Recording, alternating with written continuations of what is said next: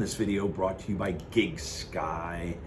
If you're going on a cruise or you're going overseas on a trip, Italy, Spain, France, Greece, go to gigsky.com. They have great plans for data, Wi-Fi, using your built-in eSIM in your phone. Check them out, gigsky.com. Then email me directly, slara1961@gmail.com.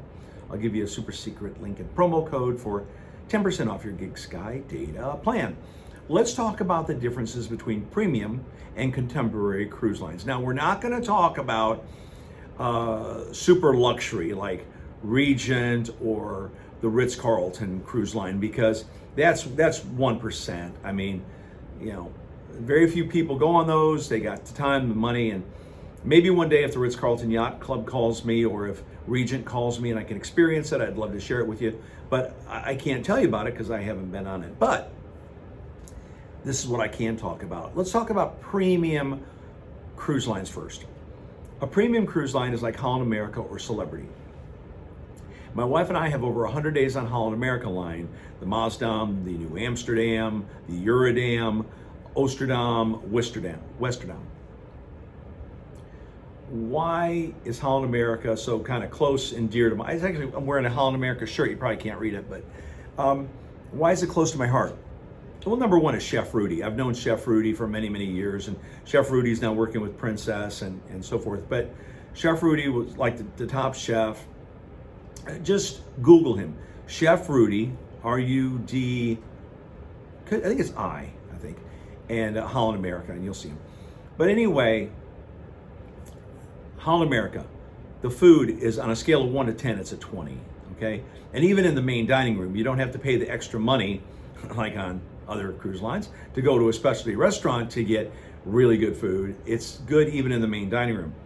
But they do have specialty restaurants on Holland America line. They have Canaletto, Pinnacle Grill, and Tamarind, which was developed by my friend Stan Cuppins there at Holland America line many years ago. He came up, he's like a senior hotel director, and he came up with the idea for Tamarind, which I love. So Holland America line, now fewer kids. Why? No ropes courses, no bumper cars, no laser tag, none of the stuff like you'd see like on Icon of the Seas or something like that, because Icon and some of these Royal Caribbean ships in the contemporary market are geared toward kids. Same with MSC. Sailed on MSC Seashore 3 times. And you know, they got the arcade, the Hall of Games, and they got the water slide stuff, and they got Pirates Cove. So those are geared toward the kids. But Holland America line geared toward the 50+ crowd. Good entertainment. They travel all over the globe. I mean, just all over. So that's what premium is. Now, another premium cruise line that has actually now become my favorite cruise line is Celebrity. I sailed on the Celebrity Solstice back, I think 2008, with my friend Doug Parker of Cruise Radio. And Solstice class, there's 5 of their ships. And we sailed on the Reflection about a month and a half ago, my wife and I did. The ships are older. I mean, you got the old school thermostat where you just turn it instead of, you know, like this. And for the lights, usually you put your card key in the little slot to make sure the lights stay on. Well, you just turn the lights on and off, which is fine. But the cabins are nice. The showers are bigger. They got the, it's like an enclosure kind of, a capsule, I think is the word. So it's a bigger shower than you'd find like on another ship. But Celebrity is another premium line. And again, fewer kids. Both Holland America and Celebrity are friendly toward disabled travelers. And that's an issue at some time I want to talk about, you know, the scooters and all that kind of stuff. In a good way, not in a bad way. But I really think that, you know, for the disability and Virgin Voyages, you know, I got to put them as a premium cruise line too. Let me kind of reset on that. Holland America, Celebrity, that I love you Celebrity. But Virgin Voyages is definitely not contemporary. It is a little bit more expensive than a contemporary cruise because Wi-Fi is included, basic beverages are included. And congratulations to Sir Richard Branson. I read the other day that their bookings are like off the charts. So congratulations to the whole team at Virgin Voyages. John, Julia, Tamika, everybody, all my friends at Virgin Voyages. Shout out. But Virgin Voyages is totally different. I mean, no buffet, no chow hall. It's you have the galley, which there's lots of different food choices there. You have the wake, which is a steakhouse. There's exercise things and fun, relaxing. And a Virgin Voyage is definitely the 18 plus crowd, bachelorette party, bachelor party, couples, honeymooners, newlyweds, newly divorced, whatever. Virgin Voyages, I'm going to say, is a premium cruise line. They're absolutely, sailed on them about a year and a half ago with my brother-in-law. Need to go back out on Virgin Voyages again. And an amazing experience. Even when you walk in the terminal in Miami, you're already immersed in the experience, and it's great. Now let's talk about the contemporary cruise lines. We'll leave Carnival for last.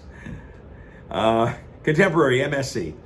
The seashore, seaside, these bigger ships, these newer, everybody and their brother says how great the ships are. So let's say it, the ships are great. They're beautiful, the staircase, the pizza. Okay, the pizza, all right. If one more person says the pizza on MSC, great. But 9 out of 10 people don't go on a cruise just for the pizza. They go for the other food too. They go for the entertainment. They go for lots of other stuff than just the pizza. But I've been on MSC Seashore 3 times. Ocean Key, Marine Reserve is absolutely beautiful. And the one thing the other cruise lines need to learn from MSC is overnight. We pulled into to Ocean Key, I forget, 8, 9 o'clock in the morning. This is about 2 months ago.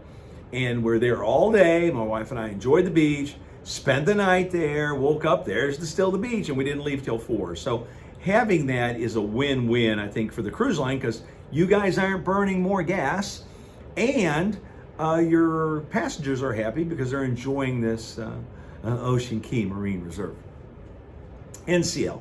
Now, I've only sailed on Norwegian twice, once on the Blake Shelton cruise and once on the EDM Groove cruise with my buddy Jason Bikima, founder of Wet Travel. Love you, Jason. You changed my life on the Groove cruise. But NCL, happy, washy, family-friendly, kids. And I just haven't sailed on NCL much besides the Groove cruise and the Blake Shelton cruise, which were theme cruises. And NCL is NCL, it's okay. They're notoriously known for nickeling and diming. You want the fresh squeezed orange juice, $2.95, that kind of thing. But, they have innovative ships and great.